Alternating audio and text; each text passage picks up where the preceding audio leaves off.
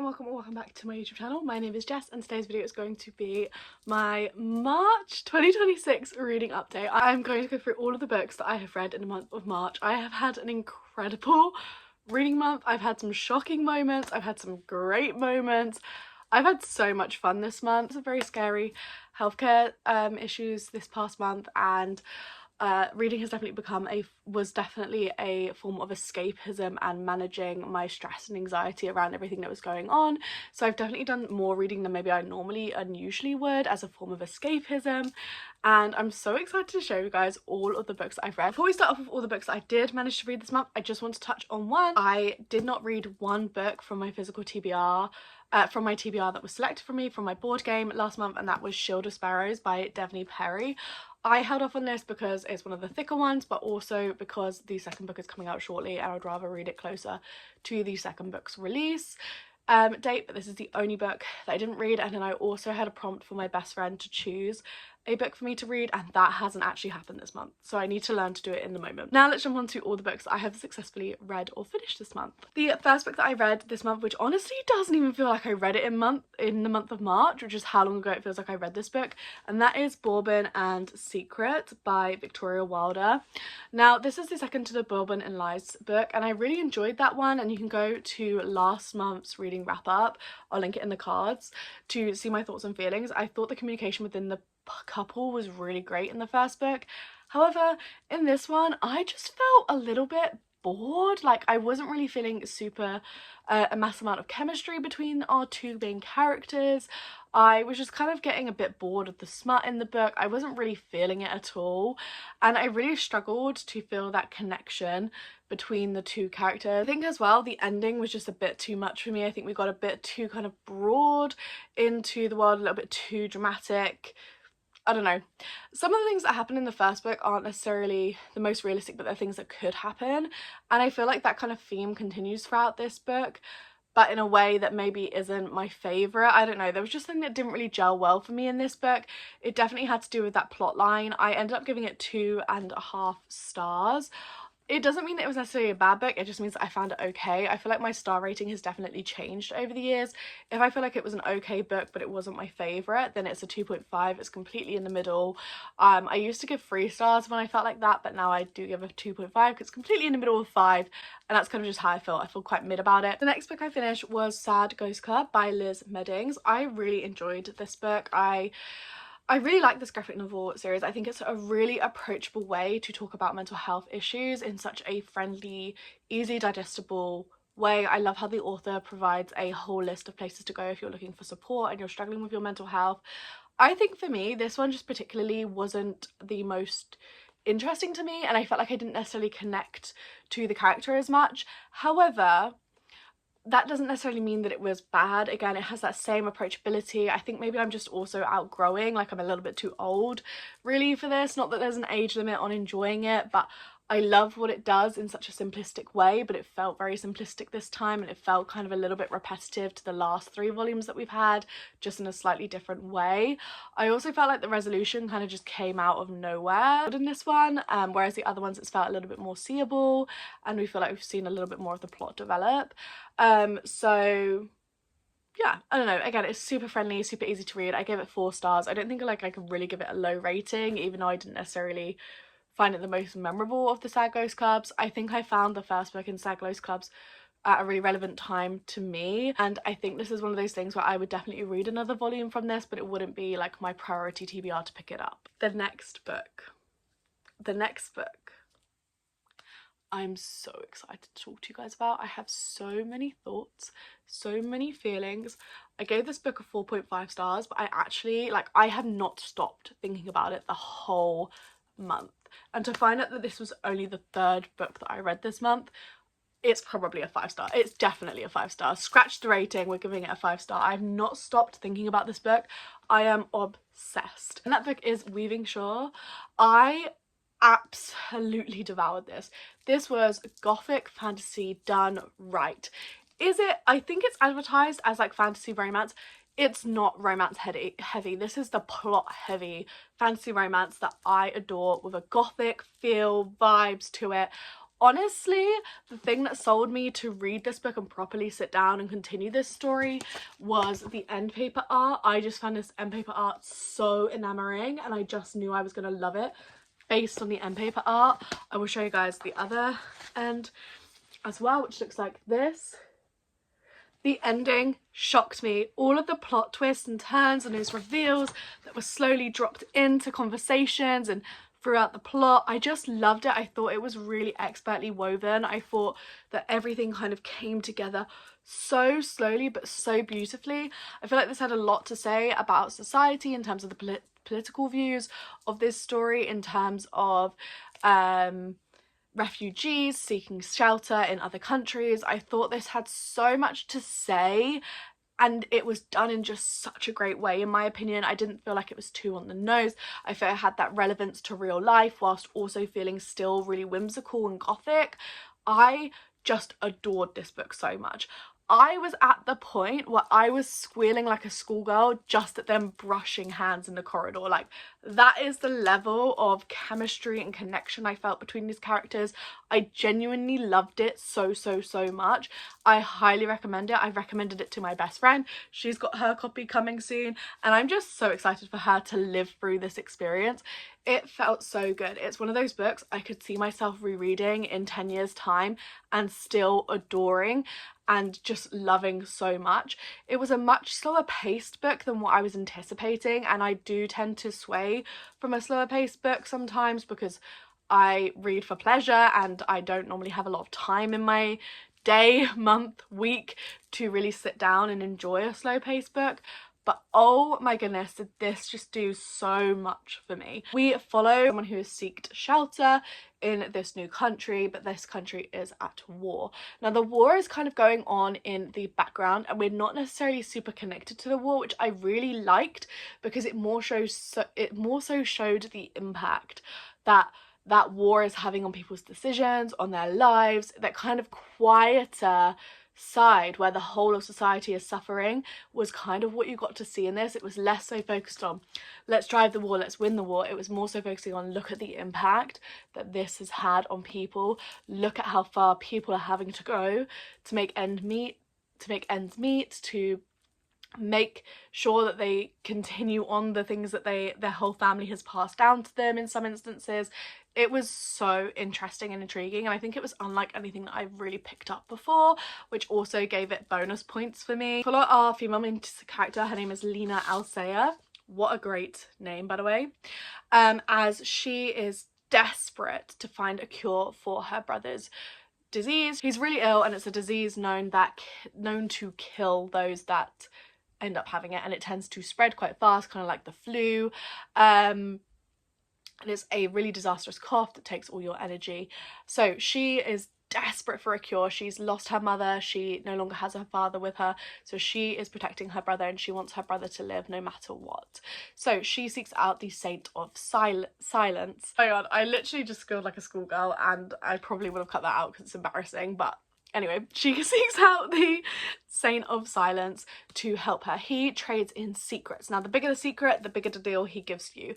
However, if you lie to him, then there are dire consequences. So she seeks out this saint. She walks days to get to this saint, and she begs and begs and begs for him to let her into his house, number one, and she makes the deal to have one bottle of the cure for her brother, and she shares her secret being that she can see the dead.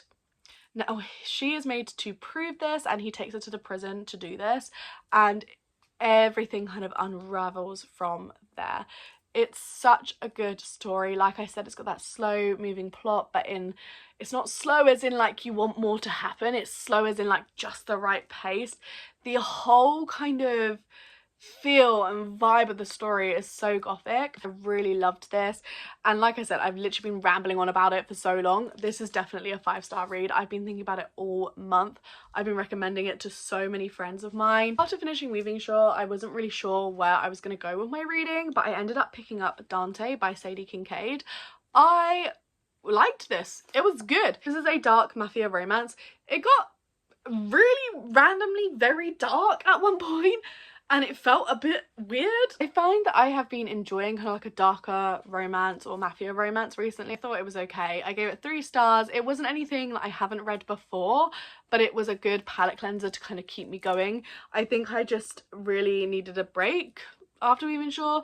Not like a break, but as in there was nothing that sounded good to me, and I just could not stop thinking about We've Been Sure. I still can't a whole month later. Didn't want to put myself in a reading slump, so I tried to put something up quick and easy, and this was quick and easy to read, so I cannot complain at all. It was quick, easy, dark mafia romance read. We follow Dante, and he is kind of like the leader of the mafia. This book starts right in the action, and we start with our female main character, Kat. She returns home to find Dante, the leader of the mafia, and his second-hand man in her house, sat at her kitchen, and she basically pulls the and it's like, what is going on? And they capture her in exchange for her brother's debt. Now, seeing and understanding her brother's debt and the true depth of his selfishness is kind of crazy in this book. Then I picked up another FairyLoot book. I am trying to get through my stacks, and I picked up the first in this duology from KX Song. I picked up The Night Ends with Fire, sorry. I liked this. Now, there was nothing immediately wrong with this story. I was enjoying it, but then I kind of got to the point where it felt a little bit like repetitive and a little bit boring in terms of the plot wasn't necessarily turning at the points that maybe it should. It felt like some of the points the plot was ready to change or move on, and we just kind of stayed there a little bit too long before then finally progressing the plot a little bit more. I did, however, really enjoy the relationships in this story. I will say I felt really annoyed for our female main character, but I also felt like the portrayal was so accurate to what would probably happen in real life in these circumstances. I felt like I wanted more understanding of the magic and the system with the spirits and how that actually worked.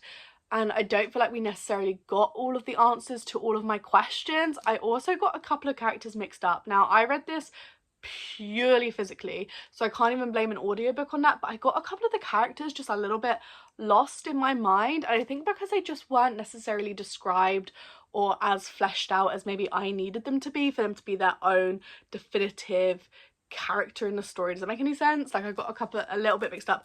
Once they gave me like a little bit of an explanation of the character, I realized who they were, but I struggled for a couple of times. There was a couple of instances and scenes where I was like, how do we know this person? How is this person relevant? So I did struggle with that, and I feel like maybe just a little bit more time in the characters and describing the characters would have been better. I felt like it wasn't the most descriptive story. But I did enjoy it overall, and I will definitely be continuing. The ending did shock me. It kind of left on a bit of a cliffhanger. I do want to try and continue it in the month of April, so that then I don't lose what's happened in the first book. I'm trying to read my duologies and series closer together so I can enjoy them more, because I just noticed that I enjoy them so much more when I read them closer together. This story follows a woman called Milin, and she is going to be married off to an abusive male. She then decides that she is going to disguise herself as a male and join the army, in terms of the army at war, instead of marrying this husband, because she doesn't want to be trapped in that life like she has seen her stepmother or mother trapped in her whole life and upbringing.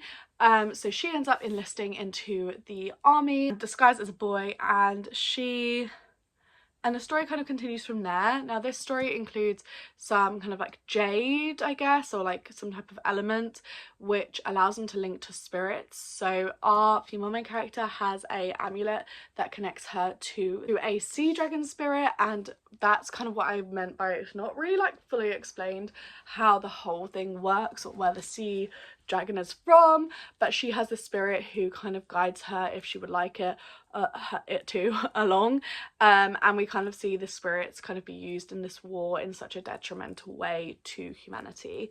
Like I said, the ending really shocked me and I really enjoyed it. I do feel like I said, the second book has a lot more of a chance to wow me. It's definitely different to what I've read before, and the magic is different, but it's just not as flushed out as I wanted it to be, if I'm being honest. I picked up Rose in Chains by Julie Soto. This is another one I want to scream about. I absolutely devoured this. I read it in one day, in 2 sittings. I was just obsessed. There was so much going on. It was really well written. I loved the elements of romance in here. I thought Julia Soto wrote beautifully in this.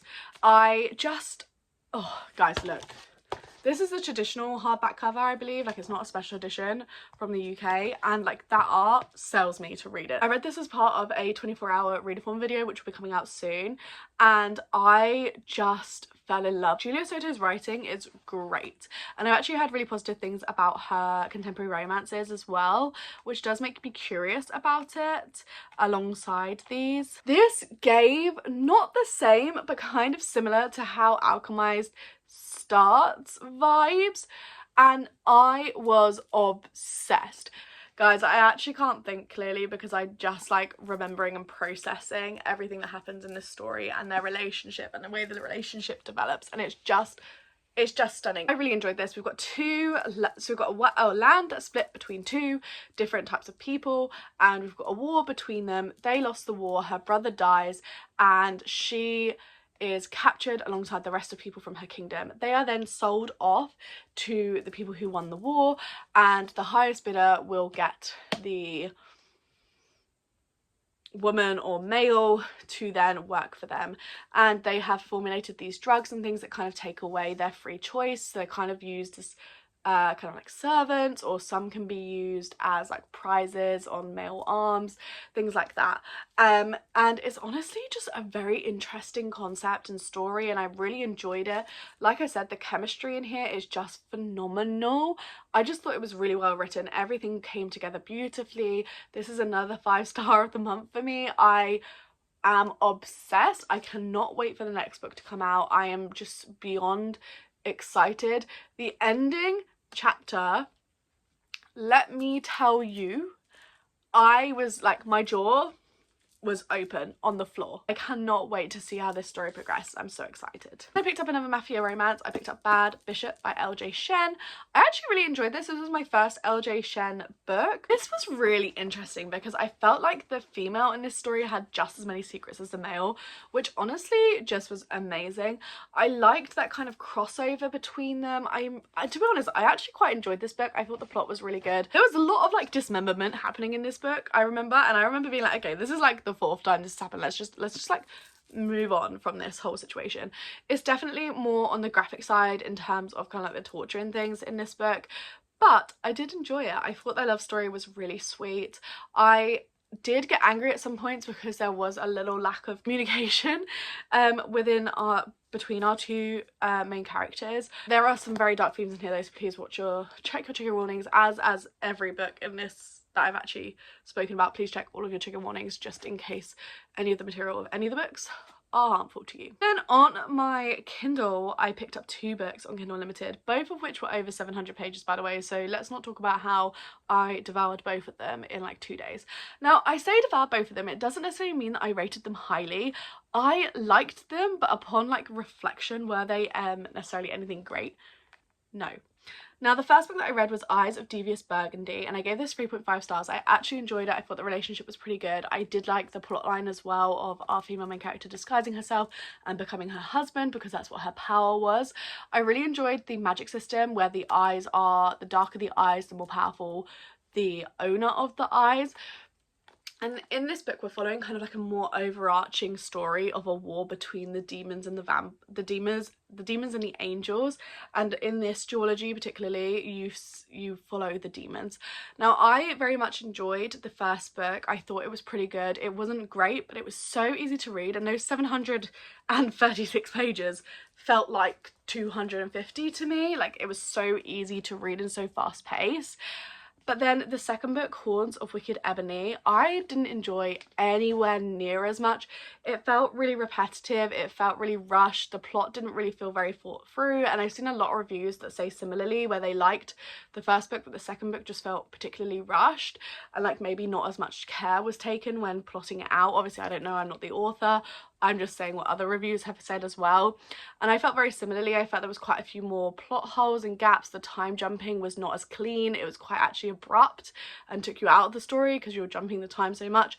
I felt like particular characters who were good before have just became randomly evil. We don't know why, we don't know when, we don't know how, we don't know what happened. And that particularly is annoying as well, to go from having characters that you like to characters that are like, why, what is going on, why are they like this now? I ended up giving this one 2 stars for a 740 page book. Again though, the writing style was kind of that where it didn't feel like it was 740 pages, it felt like it was more like 300, but I did not enjoy this one anywhere near as much. The whole duology as a whole, I wouldn't necessarily recommend it, but part of me wants to continue the overarching story, which is going to be made of multiple duologies.